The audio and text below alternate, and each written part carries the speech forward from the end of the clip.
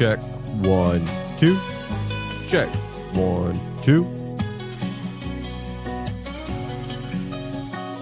I try to be a good man, but life keeps beating me down.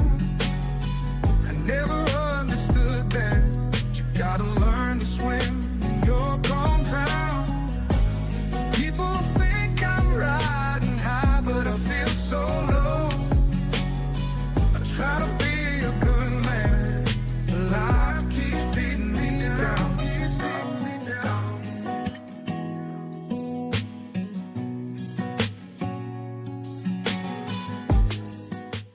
Welcome, ladies and gentlemen, to the Stadium Pulse. My name is Tegan Randolph, your host. If you don't know what the Stadium Pulse is, it is a college football show. We only talk about college football around here. It is a gloomy, what is it? We got a November 4th. It's a gloomy November 4th here in North Dallas. And when I tell you I am not a fan of when it gets dark before what? It's 5:46 p.m. where I'm at right now, and it is dark outside. I'm not a fan of it at all. It's crazy that this country cannot figure out how to get the lighting and the timing correct, why we have to do daylight savings. You know, I'm sure there's a search engine that could give me that answer, but I don't feel like figuring that one out today. It is also election day. Go out there and vote if you have not voted today. It's not a political channel, but go vote, guys. Come on now. That's something that I'm always going to promote. We have a jam-packed show. We have a loaded show. We have a If it was a baked potato, it would have all the fixins. If it was a pizza, it would have all the toppings. That's the type of show that we have today. We're going to be talking about Auburn and their coaching search. We're going to talk about BYU and Texas Tech, as that's going to be the game of the week. Then let's talk about the title of today's show. And when we're talking about the SEC, I'm sure plenty of people will have plenty of things to say. I'm warning you now, there's going to be a lot of water breaks in today's show. Just one of those days where you can't get hydrated. You can't get the water flowing as much as you want to. It's so frustrating some of those days. I could drink a hydration stick. I can drink, 3 of these Stanleys and it won't matter. But let's go ahead and dive on in. We're 2 minutes, 42 seconds in today's show. Let's get everything situated. Let's get the banner. Let's pop the neck one time.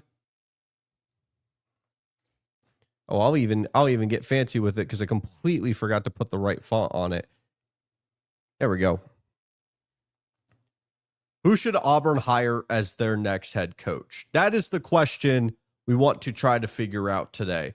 More to the point of who is going to be the best hire. It's not always going to be the flashy hire. It's not going to be the group of 5 darling. It is solely based on what is the situation at Auburn or LSU or Florida? What is going to be the circumstances and expectations for this head coach? Are they expecting national championship within 3 years? Are they expecting consistent college football playoff contention? Are they expecting a 3-year rebuild and then maybe by year 4 they can start to compete and have honest, real expectations? Because I think there's the difference between real expectations and nice to have expectations. I think of Hugh Freeze in Auburn, funny enough, for the first 2 years, there wasn't real expectations. You wanted to see growth. You wanted to see talent acquisition. But year 3 is when we had real expectations and they failed. And what's the best adjective here? In an insane way.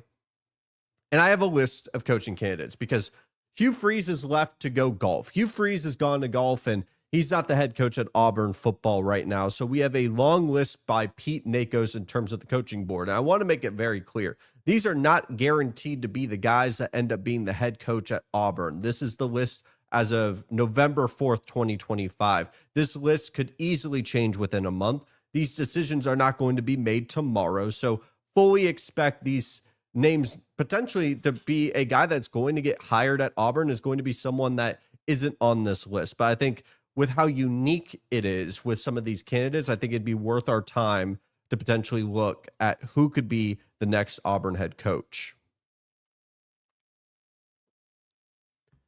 Why not? Let's give it a grade.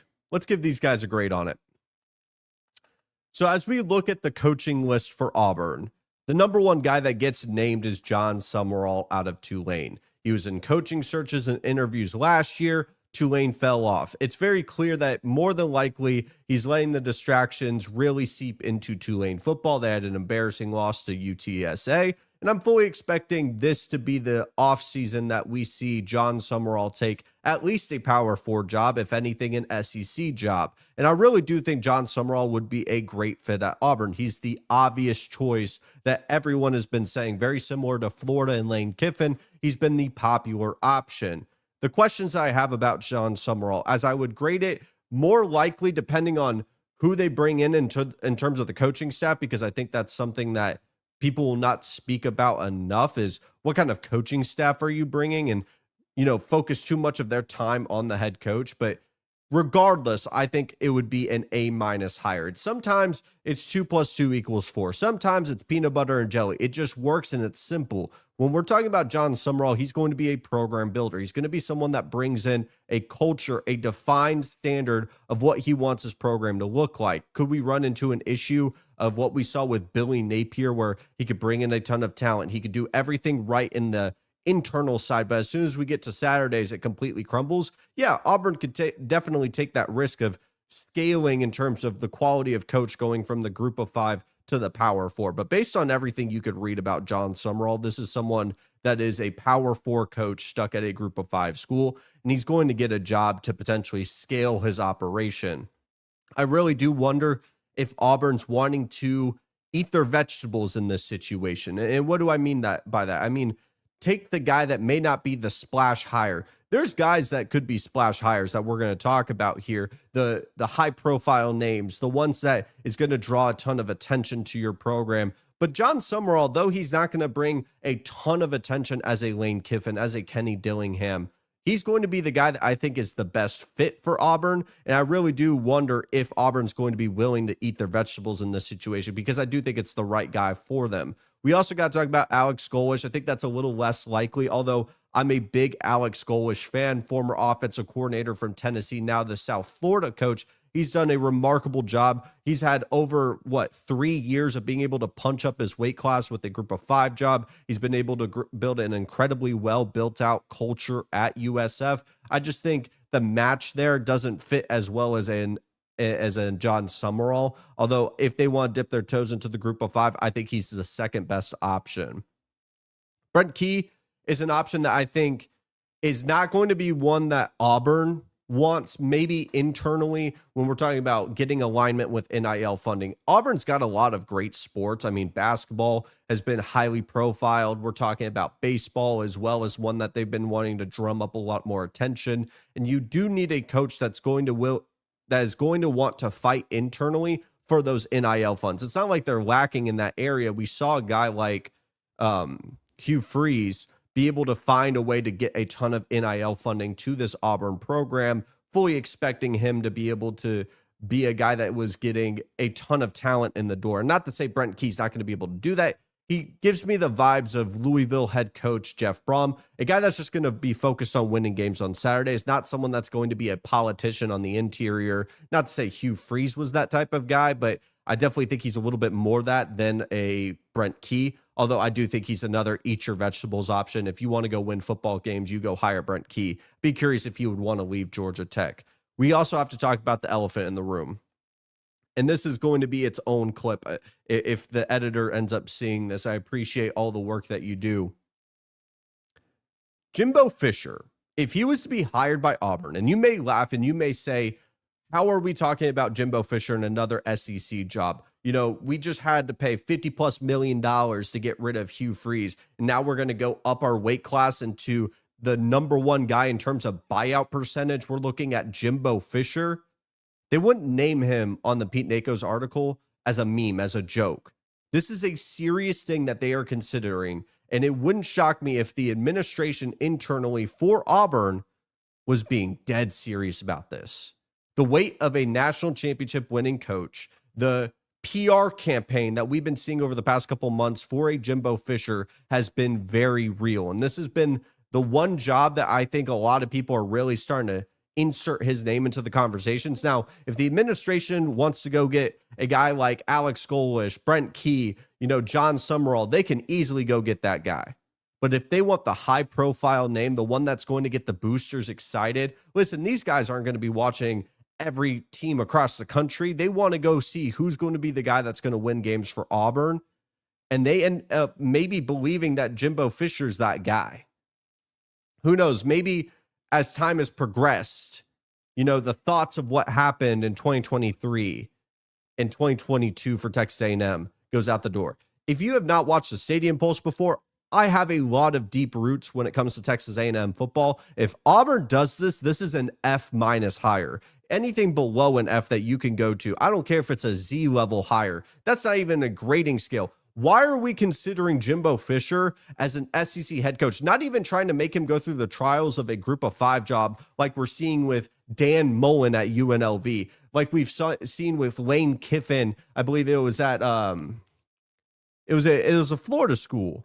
Oh, Florida Atlantic. We are not even forcing Jimbo Fisher to go through those hoops, and arguably it somehow he did a worse job at Texas A&M with all those resources. I don't understand why Auburn's even considering Jimbo Fisher to be the head coach. A lot of Auburn faithful probably are going to tell me, oh, he's not going to be in consideration. He would not be named if it wasn't any level of seriousness. Now, a guy that doesn't have a Power 4 job or a Group of 5 job that I do think would be the better option, James Franklin to Auburn makes a lot of sense to me. I think he is the perfect balance of being able to set a defined culture at Auburn, paired with the fact that he's going to be able to communicate with boosters, do a lot of the interior work. I've always called him a politician type, a CEO type of head coach that can build up a great staff. And I really do believe if Auburn wants consistency, sure, they want to get back to the national championships that we saw in the late 20 or the early 2010s. I really do believe that he would be the best head coach to at least get him close to there.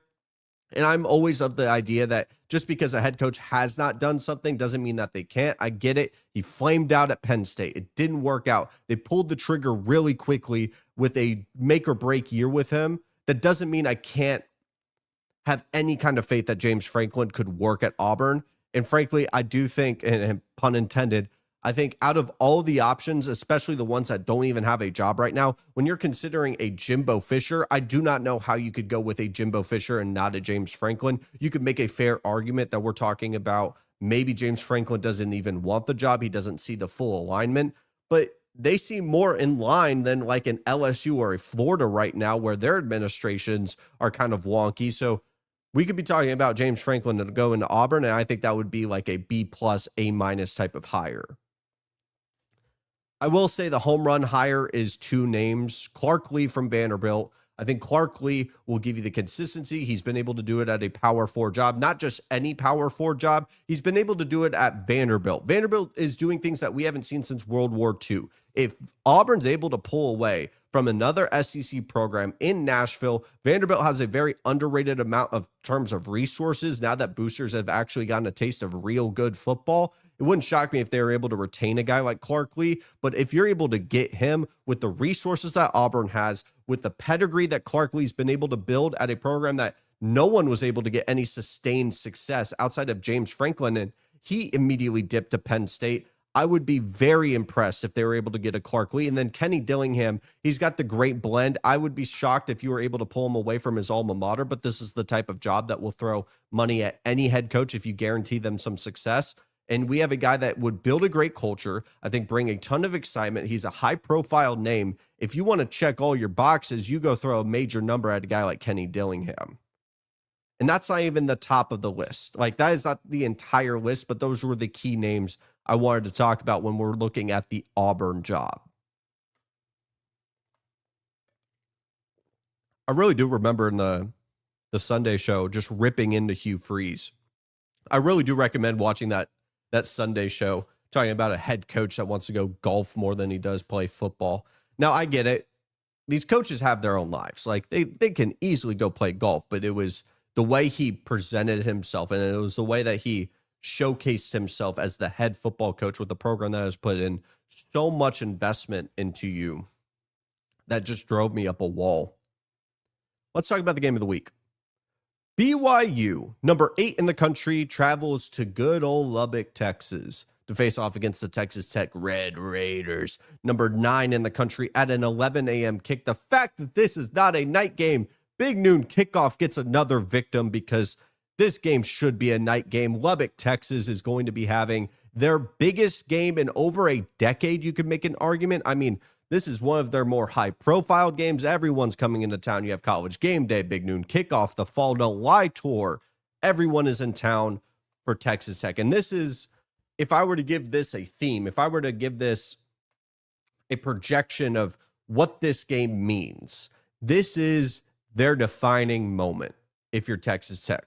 If you do not let BYU, the undefeated team, one of, I believe, 4 or 5 teams that are left to be undefeated in the FBS, this is your defining moment.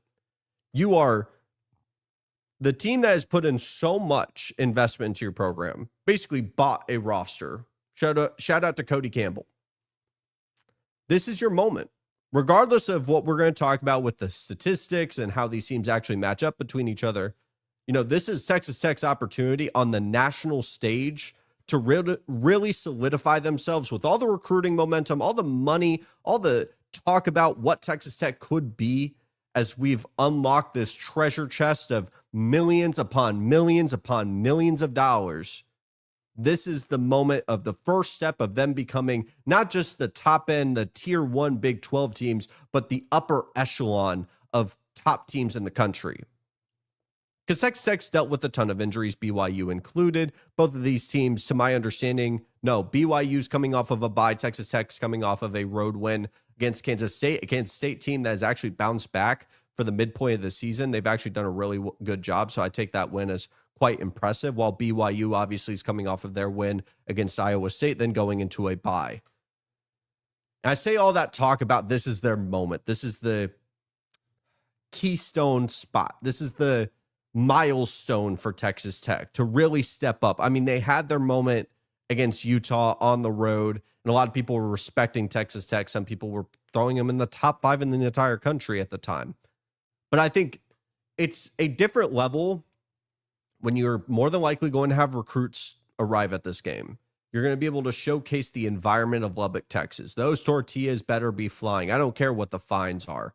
Actually, I've not gotten a little bit of a heartbeat on that one. I don't know if they still do that, but throw the tortillas. Showcase what Texas Tech is against the number 8 team in the country. Now, Texas Tech is favored by 10.5 points, but recruits aren't going to think about that. People aren't going to think about that. The narrative of Texas Tech football isn't really going to care about that unless you're just being... I'm talking a lot about Texas Tech because I feel like there's a lot of pressure for them to have this moment, because if they lose at home with everyone watching against a BYU program that's been feisty, that has played way above their pay grade, has been incredibly, dynamic. The rushing attack's been great. LJ Martin's been fantastic. Their true freshman quarterback has been great. Number 47, Bachmeier, ridiculous jersey number, has been playing great. And if you let that bubble pop of all that hype and that momentum, people begin to question, can you really buy a roster? Can you really buy your way into an upper echelon college football team? So there's a lot of pressure on both sides, where you have BYU kind of working with house money here. They get to come off of a bye. They get to walk into Lubbock. They get to walk into a team that's going to have all this hype, all this news and stories around them. And BYU gets to play around and say, all right, if we win the game, we get to burst their bubble. And then on the flip side, if we lose, we're still only one conference loss in a Big 12 that is going to beat each other up. We just have to finish the job for the rest of the year. Now let's talk about the actual matchup between BYU and Tech. Texas Tech, top 10 defense in the entire country. It's important to note they're number 1 against the run. BYU is a top 15 team running the ball. If you tell me what the scores are in terms of who ran the ball better than the other, I'm probably going to have a fair idea of who's going to win that game. Both of these teams are fantastic when we're talking about third down and defensively really being able to get a team off the field. And I think that's very important when we're talking about two very physical teams. I'm not expecting BYU to get just torched through the air. I'm not expecting Texas Tech to get torched defensively whatsoever.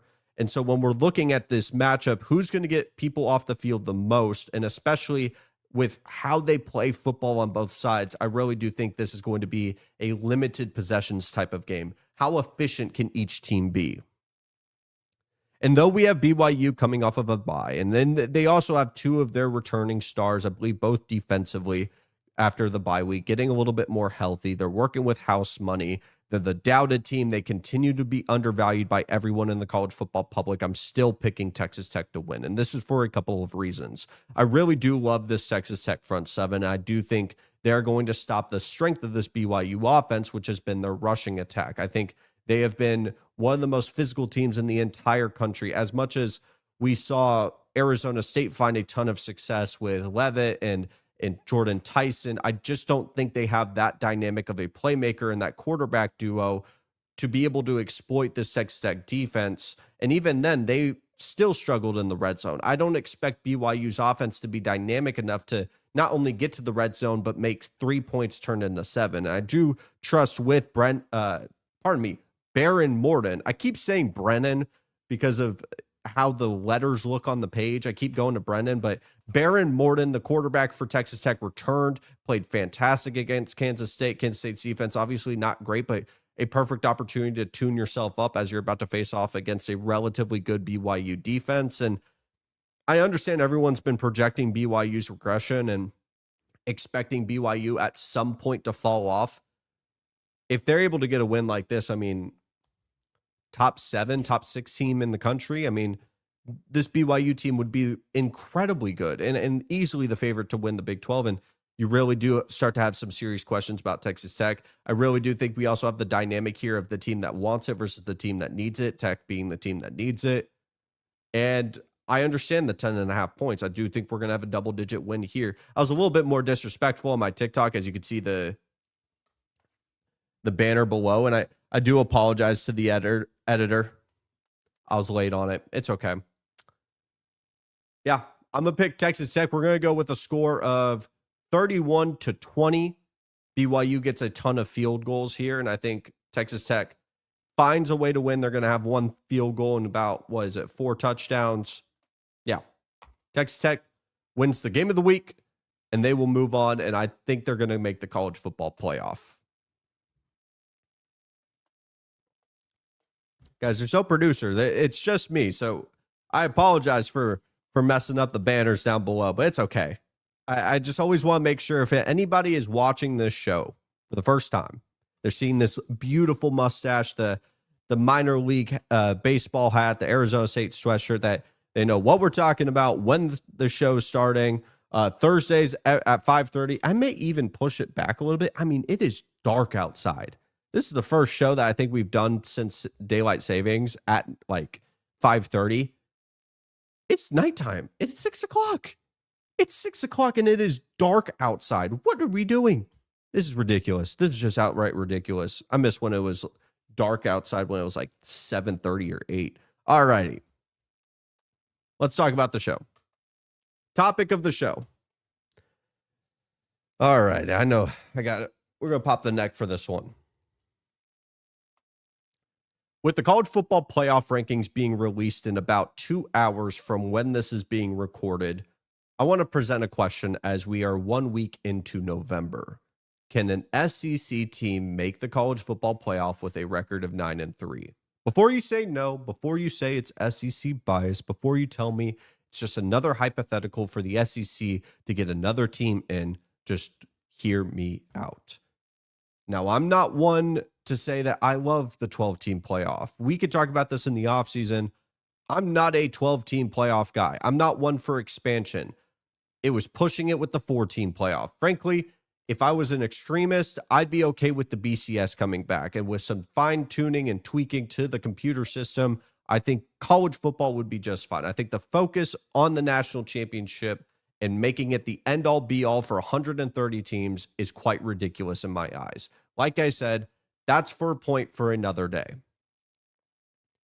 But if I were to take the ingredients of the 2025 season, paired with the results of the 2024 season, I think that the likelihood of a 9-3 SEC team is more likely than many people are anticipating. Number one, when we're talking about the results of the 2024 season, and I'll be very clear, this is completely unfair to do. You know, I do not think this is something that the committee should do, but I wouldn't put it past them. They're going to look at that SMU Penn State game. Reminder, SMU and Alabama, There was a whole conversation on which team should make it. SMU did not win the ACC championship, easily had the better record. Alabama, they lost to Oklahoma late, and many people thought that they were the better team, but they shouldn't have made it because of their resume and their strength of schedule. So they put, rightfully, in my opinion, SMU into the college football playoff. They go get smacked by Penn State on the road. Understandably so. Now, a normal person, a rational person would understand that more than likely we're going to see a lot of blowouts in round one. For someone that wasn't a college football playoff fan, I'm telling you, if we keep expanding this thing, the first couple of rounds are going to primarily be blowouts. But like I said, that's for a story for another day. But it wouldn't shock me if the College Football Playoff Committee sees that result for SMU and Penn State and bakes that into their opinions for 2025. When we're talking about potentially a second Big 12 team, a second ACC team versus a fifth 9-3 SEC team, the likelihood of that SEC team getting the break, I think it's a lot more likely, partially because of that. Secondly, let's just look at the scope and the context of the 2025 season, because that could be applied to any future season.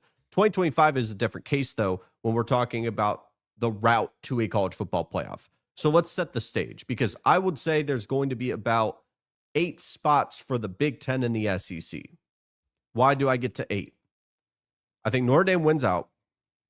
We're going to have our group of 5. We're going to have one Big 12 team and one ACC team, because the ACC imploded on itself this past weekend with Miami, Georgia Tech.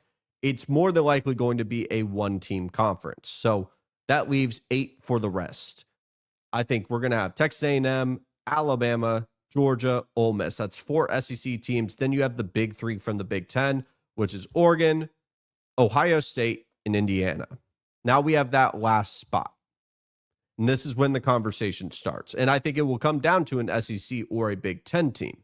Now, if you follow college football, you're easily going to point to, well, we have a ton of great tier 2 teams for the Big Ten. If one of them goes 10-2, they should make the college football playoff. And about 99% of me says you're correct. Now, it's important to note when we're talking about Michigan, they would have to go beat an Ohio State of the world. I will say there is a rabbit hole that we can jump into that say Oklahoma loses to Alabama on the road, and then they win the rest of their schedule. And then we're having a conversation of 9-3 Oklahoma, who won a head-to-head to Michigan, versus a 10-2 Michigan team that lost to Oklahoma, but won against Ohio State. Then we're going to have to talk about the fact that it was Michigan on the road. That whole thing is a scenario that we could talk about. And that's going to be nasty. That's going to be toxic. That's going to be gross. And honestly, I think they would end up just putting Michigan in. But then we could talk about Iowa. We could talk about USC. We could talk about Washington. As unfortunate as it is, a lot of those teams play each other, so that's going to continue to narrow down the field. The team that I worry about, if I'm a fan that doesn't want to see a 9-3 SEC program make it, is Texas. Texas still has to play Texas A&M at the end of the year at home, number 3 team in the country as of right now. Georgia, top 10 team in the country, on the road. If they were to go 1-1 in those games, they would have 3 top 10 wins in the country. They would have the closest loss to more than likely the number 1 team in Ohio State, who has just been steamrolling everybody. And I really get worried that we have the conversation about Texas and how they could be a potential team with that big of a brand versus maybe a 10-2 Iowa or maybe a USC team. Hell, maybe even a Michigan team. It could be a world that is quickly approaching that many people are not anticipating. Do I want to see this? No. Did I say that this was going to happen when we talk about the 12-team playoff? Yes, I said it very loud and clear that as we continue to expand, these top 2 conferences, of course, want to expand. It's more money, and if you get an 8-4 program in there, you can. As I talk it out more and more, the likelihood grows in terms of Texas potentially being a team that goes 9-3. We could talk about Oklahoma, and Oklahoma has the head-to-head against Texas. If both of them are 9-3, that conversation gets nasty. And we could easily see a world where we're not even comparing to like 9-3 Big Ten teams or 10-2 Big Ten teams. We're comparing to just 9-3 Big Ten teams where they just all beat each other up. We have USC that I believe still has to play Oregon. Washington still has to play Oregon. Iowa has to play Oregon and USC. They could just end up trading a bunch of losses to each other, and all of them end up 9-3. And they're easily going to put Texas in front of them. We're going to easily see Oklahoma go in front of them because of the strength of schedule of what the SEC is. And I would dare someone to try to bet maybe a second Big 12 team or a second ACC team in. Because like I said at the beginning, what you saw against SMU versus Penn State is going to be at the back of their minds. And I don't think it's going to happen for them this time. With that in mind, everyone, thank you so much for watching the Stadium Pulse. If it is your first time, if it is your last time, I appreciate you giving me an opportunity to talk some ball with you. This is my baby. This is what I love to do every 5:30 for Tuesday and Thursdays, and then recapping the show at 2:30 Central in the middle of the NFL slate. I don't care because it's college football. I think it's the best sport on this planet. If you like NBA, if you like NFL, Crutchman Media right here. If I did it, it's all over here. It could be inverted, either here or there. They do fantastic work. They power this entire network. They've been so invested into me, and so I put in a ton of work to try to make these the best shows as possible. So I appreciate every single one of you guys for giving me an opportunity to talk some ball with you. I will see you guys next time. Peace.